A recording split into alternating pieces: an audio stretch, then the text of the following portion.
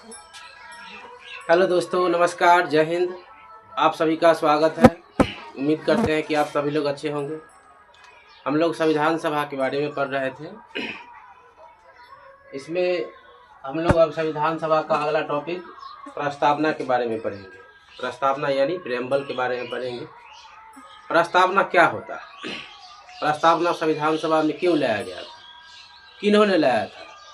प्रस्तावना सबसे पहले किस देश के संविधानों में अपनाया गया था? इस सब के बारे में हम लोग, प्रस्तावना का क्या योगदान है संविधान में, प्रस्तावना संविधान में क्यों इतना महत्वपूर्ण है, प्रस्तावना क्या, इसका क्या उद्देश्य है, ठीक है, इस सब के बारे में हम लोग पढ़ेंगे। तो पहला बात इस पर है कि प्रस्तावना जो है, पंडित जवाहरलाल नेहरू 13 दिसंबर 1946 ईस्वी को संविधान सभा के समक्ष प्रस्तावना को पेश किए थे और यह 22 जनवरी 1947 ईस्वी को यह संविधान सभा द्वारा पास किया गया था। प्रस्तावना अपनाने वाला विश्व का पहला देश जो है वह अमेरिका है। अमेरिका प्रस्तावना में जो समाजवादी शब्द देखते हैं, पद निरपेक्ष है, देश की अखंडता है, ये शब्द संविधान में 1976 में 42वां संविधान संशोधन द्वारा जोड़ा गया था, बाद में ऐड किया गया था। प्रस्तावना जो होता है यह संविधान को कह सकते हैं कि एक दर्पण है। संविधान का क्या है? एक दर्पण है। प्रस्तावना इस संविधान के उद्देश्य को बताता है। जैसे हम लोग अपना चेहरा देखते हैं ना, वैसा ही प्रस्तावना जो होता है एक तरह से दर्पण है, मतलब उसको आप देख सकते हैं। पूरा प्रस्तावना में उसका उद्देश्य छुपा रहता है। मूल सिद्धांत प्रस्तावना में ही होता है। प्रस्तावना जैसे हम लोग कोई जो घर बनाते हैं तो घर बनाने से पहले क्या करते हैं? स्तंभ खड़ा करते हैं, पिलर खड़ा करते हैं, तभी उस घर पिलर पर क्या होता है? घर टिका रहता है। उसी तरह से प्रस्तावना जो है एक स्तंभ की तरह कार्य करता है। प्रस्तावना लोगों की भावना और आकांक्षाओं की बोध करता है।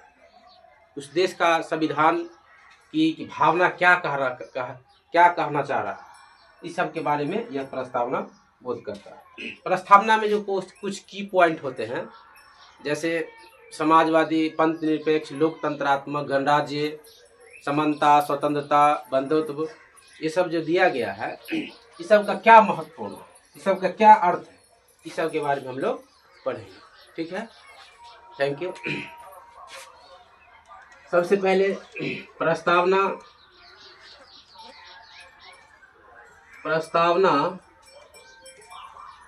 संविधान का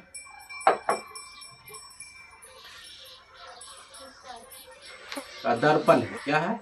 दर्पण। दर्पण आइडेंटिटी कह सकते हैं, दर्पण है। प्रस्तावना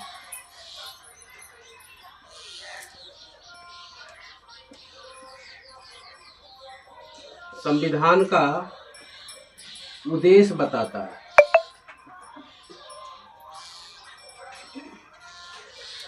उद्देश्य को बताते हैं।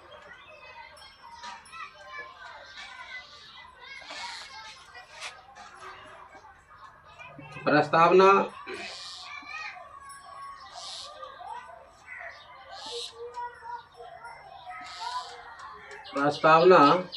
नागरिकों की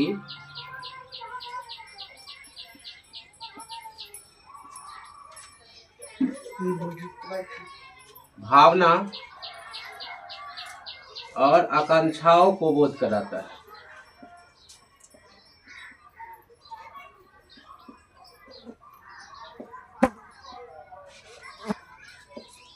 देश के लिए यार कुर्बान कर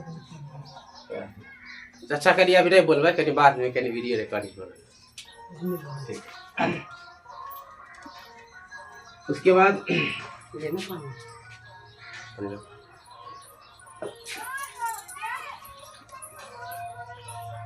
प्रस्तावना अपनाने वाला विश्व का जो पहला देश था वह अमेरिका था। कौन था? अमेरिका। प्रस्तावना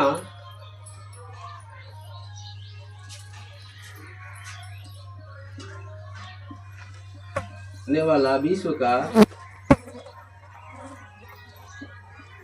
पहला देश अमेरिका। अमेरिका से ही क्या किया भारत ने भी प्रस्तावना। पूछता है प्रस्तावना जो शब्द है संविधान में, वह किस देश से अपनाया गया है? अमेरिका के संविधान से अपनाया गया है। प्रस्तावना अमेरिका के संविधान से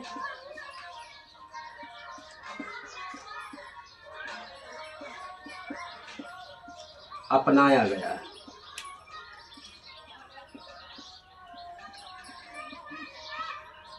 अपनाया गया, ठीक है। तो प्रस्तावना, जैसे प्रस्तावना में जो इसमें कहा गया है कि हम भारत के लोग भारत को एक संपूर्ण प्रभुता संपन्न समाजवादी पंथ निरपेक्ष लोकतंत्रात्मक गणराज्य बनाने के लिए तथा उसके समस्त नागरिकों को सामाजिक आर्थिक और राजनीतिक न्याय विचार अभिव्यक्ति विश्वास धर्म तथा उपासना की स्वतंत्रता प्रतिष्ठा और अवसर की समानता प्राप्त करने के लिए तथा उनके समस्त नागरिकों को समस्त नागरिकों की समस्त तथा उनके समस्त नागरिकों के गरिमा राष्ट्र की एकता और अखंडता सुनिश्चित करने वाले बंधुत्व को बढ़ाने के लिए दृढ़ संकल्प होकर अपने इस संविधान सभा में आज तारीख 26 नवंबर 1949 ईस्वी एदर द्वारा इस संविधान को अंगीकृत अधिनियमित तथा आत्मर्पित करते हैं। इसमें जो कहा गया है, इसमें जो कुछ प्रस्तावना का जो की पॉइंट है उसके बारे में हम लोग जानेंगे, ठीक है।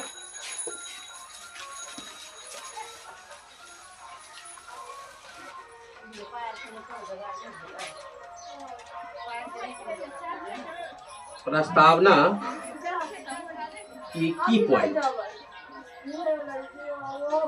पॉइंट जो है, जैसे इसमें कहा गया है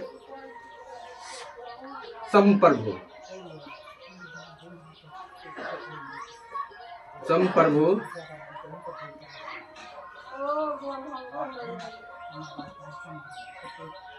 समाजवादी पंथ निरपेक्ष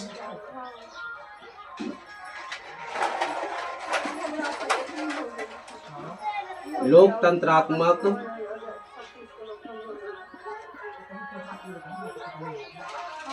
गणराज्य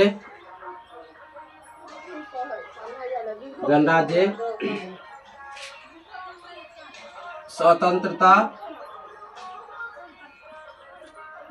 समानता बंधुत्व न्याय, ये सब जो संविधान में दिया गया है। पहला शब्द तो इसमें दिया गया है कि हम भारत के लोग भारत को एक संपूर्ण प्रभुता संपन्न। इसका अर्थ ये हो गया कि हम भारत के लोगों ने ही क्या किया है, इस संविधान को बनाया है। कोई बाहरी नहीं बनाया, बल्कि हम भारत के लोगों ने इसको बनाया है। संप्रभुता जो होता है, संप्रभुता के अर्थ ये हुआ कि इसमें संप्रभुता कहा कि भारत एक संप्रभुता संपन्न राष्ट्र है।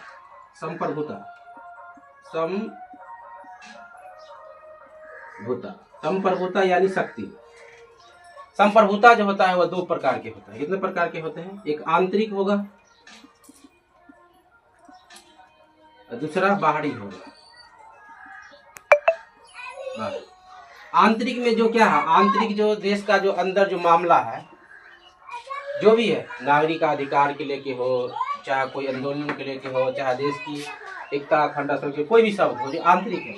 अब बाहरी जैसे विदेशी नीति हो, इसमें ये कहा गया है संप्रभुता जो भारत की जो नीति है, भारत की जो नीति है वो कोई बाहरी शक्ति इसको दबाव नहीं डाल सकता है। ये अपना निर्णय लेने के लिए स्वतंत्र है, अपने आप में क्या है, शक्तिशाली है। इनका जो भी निर्णय होगा, जैसे अपना देश का जो भी निर्णय होगा वह स्वयं लेगा, कोई बाहरी दबाव की शक्ति में आकर ये नहीं ले सकता, स्वतंत्र है। आंतरिक और बाहरी शक्ति, बाहरी शक्ति जैसे विदेश नीति हो गया। विदेश नीति में आप सुने होंगे हाल ही के समाचारों में कहा गया है, जैसे देखे होंगे अमेरिका जो राष्ट्रपति डोनाल्ड ट्रंप है वो कहा था क्या, जो ऑपरेशन सिंदूर को हमने ही बंद करवाया है। लेकिन भारत क्या कहता है बराबर, जो मैं किसी के बीच का मध्यस्थता नहीं स्वीकार करता हूँ, किसी ने, मैंने स्वयं यह निर्णय लिया। देखते हैं, इसीलिए क्या है, संप्रभु कोई दबाव नहीं डाल सकता है। संप्रभुता आंतरिक और बाहरी, संप्रभुता के अर्थ ही होता है शक्तिशाली, स्वच्छ, मतलब भारत एक संप्रभु राष्ट्र है, संप्रभु राष्ट्र है, अपने आप के मतलब स्वतंत्र है निर्णय लेने में, ठीक है। उसके बाद समाजवादी के शब्द देखते हैं।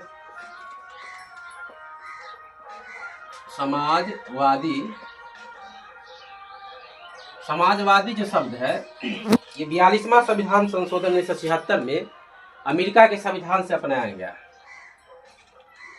42वां संविधान संशोधन 1976 में इस संविधान में क्या किया गया, सम्मिलित किया गया। उस समय देश की जो प्रधानमंत्री थी इंदिरा गांधी थे। इसके पीछे बहुत कारण है इसको सम्मिलित करने के, लेकिन जो इमरजेंसी 25/1975 में हमारे देश में लगा था, समाजवादी शब्द जो है अमेरिका के संविधान सम्मिलित, जैसे अमेरिका में जो साम्यवादी सरकार था, और भारत में देखिए, भारत में साम्यवादी और गांधीवादी, गांधी का विचार के लोग को भी सम्मिलित किया गया, और साम्यवादी भी, दोनों मिश्रित है। इसमें कहा गया है कि भारत की जो समाज है वह मिश्री है, मतलब साम्यवादी और गांधीवादी दोनों मिश्रित है।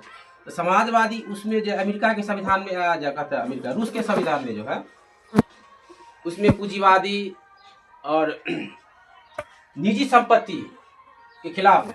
भारत भी पूंजीवादी और निजी संपत्ति के खिलाफ है, लेकिन निजी संपत्ति जैसे सरकार, निजी संपत्ति का दायित्व है, इसमें अधिकार दिया गया है। इसमें अधिकार दिया, निजी संपत्ति का अधिकार जैसे राज्य होगा, किसी खास विशेष नागरिक का नहीं होगा। आप शॉर्टकट में समाजवाद का समझ सकते हैं कि समाजवाद ये शब्द सबसे पहले रॉबर्ट ओवेन जो वैज्ञानिक थे उन्होंने दिया था। समाजवाद का जनक कार्ल मार्क्स को कहा जाता है, जो कहा जाता है तो समाजवाद का जनक कार्ल मार्क्स थे। कौन थे? कार्ल मार्क्स, ठीक है। समाजवाद का जनक कौन थे? तो कार्ल मार्क्स था, ठीक है।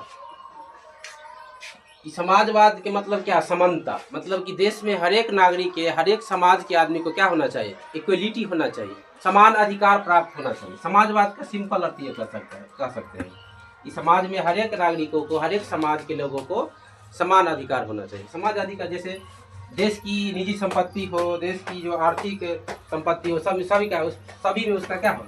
इक्वलिटी होना चाहिए, ठीक है। उसके बाद इसमें दिया गया पंथ निरपेक्ष। क्या दिया गया है? पंथ निरपेक्ष। पंथ निरपेक्ष मतलब यह भी कर सकते हैं कि राज्य को धर्म से क्या किया गया? अलग रखा गया। इसमें कहा गया है भारत एक ऐसा देश है, धर्मनिरपेक्ष राष्ट्र है। धर्मनिरपेक्ष राष्ट्र का मतलब ये नहीं हुआ कि धर्म विहीन है, यहाँ कोई धर्म नहीं है। यहाँ कई प्रकार के धर्म है। यहाँ जो भारत में जो है कई धर्मों के लोग रहते हैं, ठीक है। तो पंथ निरपेक्ष के बारे में बात कर सकते हैं। पंथ निरपेक्ष, पंथ निरपेक्ष ये भी संविधान में, मूलतः संविधान में नहीं था, लेकिन इसको सम्मिलित किया गया 42वां संविधान संशोधन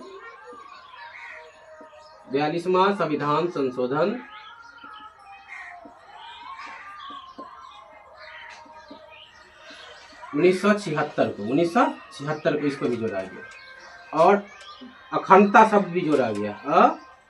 अखंडता शब्द भी जोड़ा गया 1976 में।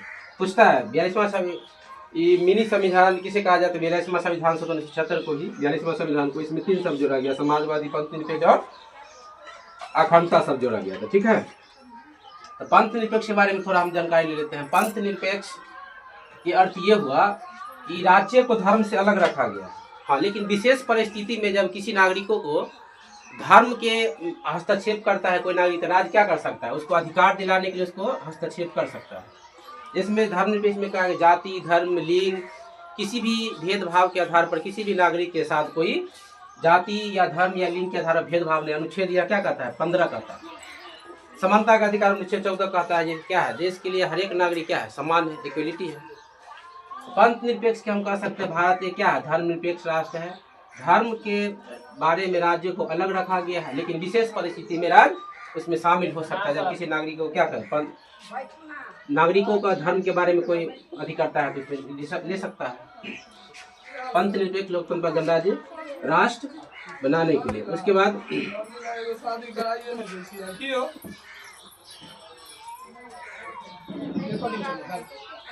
उसका लोकतंत्रात्मक सुने होंगे, लोकतंत्रात्मक।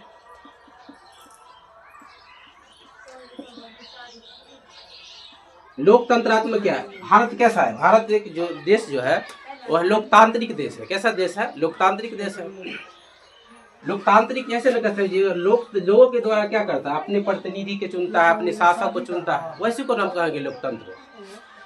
लोकतंत्र का अर्थ ही होता है कि नागरिक अपने शासकों का चुनाव निर्वाचन पद्धति के द्वारा अपने प्रतिनिधि के क्या करते हैं? अपने प्रतिनिधि के चुनाव करते हैं। उसके बाद प्रतिनिधि क्या करते हैं? सरकार से क्या करते हैं? सरकार बनाते हैं। लोकतंत्र मतलब लोग सभी नागरिक, वे सभी नागरिक जो अपने शासक का चुनाव अपने शासक का चुनता है निर्वाचन के माध्यम से। किसके द्वारा?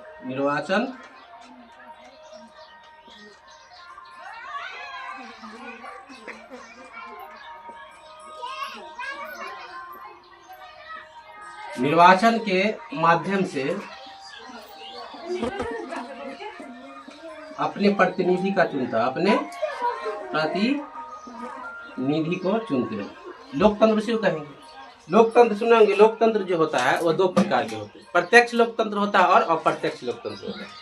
प्रत्यक्ष लोकतंत्र के उदाहरण हम कह सकते हैं जैसे स्विट्जरलैंड जो है क्या प्रत्यक्ष लोकतंत्र में जो होता है वहाँ कह सकते हैं तो जनसंख्या भी कम होता है। वहाँ पर जो कोई विचार होता है सरकार का क्या है? सीधे चुनाव करते हैं, लोग चुन देते हैं। लेकिन भारत बहुत विशाल देश है, बहुत बड़ा जनसंख्या है इसमें, इसीलिए अप्रत्यक्ष लोकतंत्र का पूछता है भारत कैसा देश है लोकतंत्र में? तो अप्रत्यक्ष लोकतंत्र है। इसमें प्रतिनिधि के माध्यम से सरकार का गठन किया जाता है। ठीक है, और प्रतिनिधि के माध्यम से सरकार से क्या किया है? सवाल पूछा जाता है। थोड़ा फैसला लेने में समय लगता है, लेकिन अप्रत्यक्ष लोकतंत्र यही सही होता है। ठीक है, तो समाजवादी, पंथ निरपेक्ष, लोकतंत्रात्मक, गणराज्य। अब इसमें आ गया गणराज्य शब्द। क्या आ गया? गणराज्य। गणराज्य का अर्थ ही होता है जैसे देश का जो मान कर चलिए जैसे सरकार का मुखिया हुआ या राष्ट्र का जो मुखिया हुआ। सरकार का मुखिया कौन होते हैं? प्रधानमंत्री होते हैं। ये किसी अनुवांशिक नहीं होते, बल्कि यह चुनाव के माध्यम से इसको चुना जाता है। चुनाव के माध्यम से, अनुवांशिक नहीं होते। अनुवांशिक मतलब ये हुआ जो जिसका अगर मान कर चले किसी का पुत्र बाप है तो उसका बेटा भी उस पद पर बैठे, ऐसा नहीं। निर्वाचन के माध्यम से बन सकता है, लेकिन अनुवांशिक नहीं हो सकता है। गणराज्य जो भारत में क्या है? चुने ही प्रतिनिधि क्या करता है? तो भारत में निर्वाचन पद्धति से निर्वाचन द्वारा राष्ट्र के प्रमुखों को चुनाव होता है। राष्ट्र के प्रमुख का क्या होता है? चुनाव होता है। राष्ट्र के प्रमुखों का क्या होता है? नियुक्ति होता है। नियुक्ति होता है। जैसे इसे पूछा राष्ट्र के प्रमुख कौन होते हैं? राष्ट्रपति होते हैं। लेकिन ब्रिटेन में ऐसा नहीं। ब्रिटेन में क्या होता है? डायरेक्ट उसको चुना जाता है, लेकिन ये निर्वाचन नहीं होता है। जैसे सरकार का प्रमुख कौन होता है? तो सरकार का प्रमुख जो होता है वह प्रधानमंत्री होता है। सरकार का प्रमुख कौन होता है? सरकार का प्रमुख प्रधानमंत्री होते हैं। कौन होते हैं? प्रधानमंत्री होते हैं। सरकार का वास्तविक प्रमुख जो होते हैं ना वह प्रधानमंत्री होते हैं। ठीक है, उसके बाद इसमें स्वतंत्रता की बात किया गया है। स्वतंत्रता, इंडिपेंडेंस। भारतीय संविधान में 6 प्रकार की कानूनी स्वतंत्रता दिया गया है। समानता का अधिकार, क्या बोलते हैं, समानता, स्वतंत्रता, धर्मनिरपेक्षता। भारतीय संविधान में स्वतंत्रता कितने प्रकार की? तो 6 प्रकार की। 6 प्रकार की स्वतंत्रता है, 6 स्वतंत्रता दिया गया। 14 से 18 में क्या दिया गया? समानता का अधिकार। 19 से 22 में दिया गया स्वतंत्रता का अधिकार। 23-24 में दिया गया शोषण के विरुद्ध अधिकार। 25 से 28 में दिया गया है धार्मिक स्वतंत्रता का अधिकार। 28 और 29 में दिया गया सामाजिक सांस्कृतिक का अधिकार। और छठा जो इसमें दिया गया है अनुच्छेद 32, जो डॉक्टर भीमराव अम्बेडकर ने संविधान को आत्मा कहा था, वह क्या है? अनुच्छेद 32 जो कहा गया है वह क्या है? मतलब संविधान में जाकर लगता है जो क्या है, किसी आदमी को जो कुछ बोल सकता है। तो अनुच्छेद 32 स्वतंत्रता, समानता और धर्मनिरपेक्षता, और भूल रहे हैं 32 का अनुच्छेद में दिया गया है स्वतंत्रता, समानता। इसमें न्याय के बारे में दिया गया है। न्याय शब्द भी प्रस्तावना में दिया गया है। न्याय मतलब इसमें दिया गया जैसे सामाजिक न्याय, राजनीतिक न्याय। राजनीतिक न्याय में देखिए, राजनीतिक न्याय में क्या है? सभी को क्या है? वोट देने का अधिकार है, राजनीतिक न्याय है। सभी को चुनाव लड़ने का अधिकार है, राजनीतिक न्याय है। सभी व्यक्तियों को अपने दल बनाने का भी अधिकार है, ये क्या है? राजनीतिक न्याय। समानता का अधिकार राजनीतिक न्याय हो गया, आर्थिक न्याय हो गया। 3 प्रकार की न्याय दिया गया है संविधान में, ठीक है। आर्थिक न्याय, देश की जो संपत्ति है, निजी संपत्ति है, सभी आर्थिक न्याय में क्या है? सभी का हक बराबर होता है, ठीक है।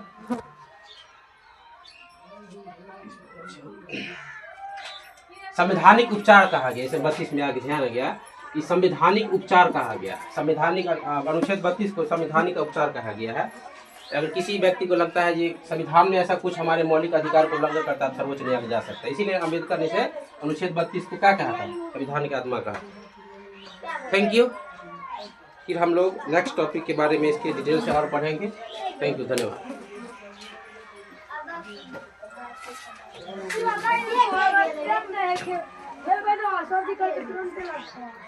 क्या करता है?